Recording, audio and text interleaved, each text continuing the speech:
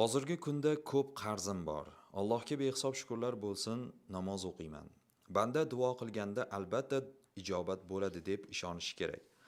Lekin bir hadisda kim har kuni Ixlos surasini 200 marta o'qisa, 50 yillik gunohi kechiriladi, agar qarzi bo'lmasa deyilgan. Biroz umidsizlikka tushib qoldim. Qilgan duolarim qarzim tufayli to'silgan bo'lsa, nima qilishni bilmayapman deb savol yo'llabdilar. Alhamdulillah, vassalatu vassalamu ala rasulillah.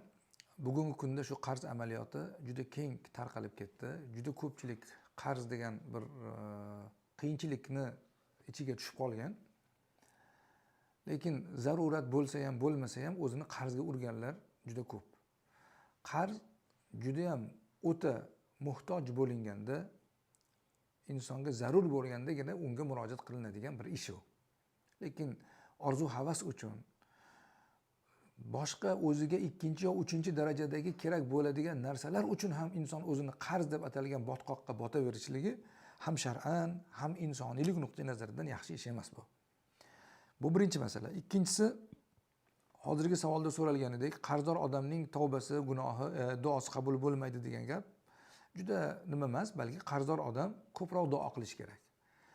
Qarzdor odam Alloh azza va jallaga ko'proq bog'lanish kerak. Ko'proq Alloh azza va jalladan so'rash kerak. Ana shunda ham duosi qabul bo'ladi, ham Alloh azza va jalla uning hojatini ravon qiladi. Nabiy alayhisalom davrlarida bir voqea bo'lgan. Hazrati Ali rivoyat qilganlar buni.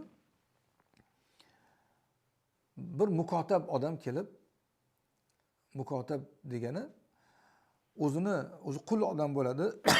O'zini hojasi bilan uni orasida shartnoma bor. Kelishuv bor. Aytadiki, u qulga aytadiki, sen falon miqdorda pulni menga olib kelib bersang, seni ozod qilib yuboraman deydi. Qulga va ozodlik beradi. Bor deydi, nima ish qilsang qil, shu pul topib kelib bersang sen ozodsan deydi. Kelishadi ikkalasi. Shu kelishuv nomini kitaba deyiladi. Shu kelishuvga imzo qo'ygan qulning nomini mukotab deyiladi. Shunaqa kelishuv bilan kelishuv qilgan bir kishi, bir qul kelib o'zini shu pul topishida qiyinchilik bo'layotganini shikoyat qiladi. Shunda unga bir duo o'rgatadilar. Duo shunday iboratki, Allohumma kfini bi halalika an haromik va aghnini bi fadlika amman siwak. Ey Alloh, meni halol bilan kifoyalantiruv, haromdan tiyilishimga o'zing quvvat ber. Menga shunday behojatlik ber. Mana shunday behojat qil. Insonlarga muhtoj qilmagin meni. Faqat o'zinggagina muhtoj qilgin, boshqa insonlarga muhtoj qilmagin degan ma'nodagi duoni o'rgatilgan. Agarchi dunyolarchalik qarzi bo'lsa ham shu duoni ixlos bilan Alloh azza va jalladan so'rasa, Alloh azza va jalla uni qarzlarini demak yengil qilishligini va'dasi bor. Shunday ekan, demak qarzdor odam duo qilaveradi, duosi qabul bo'ladi inshaalloh va duosini ichida hozirgi aytilgan duoni ko'proq aytsa, yana ham yaxshi bo'ladi. Allohu a'lam bissavob.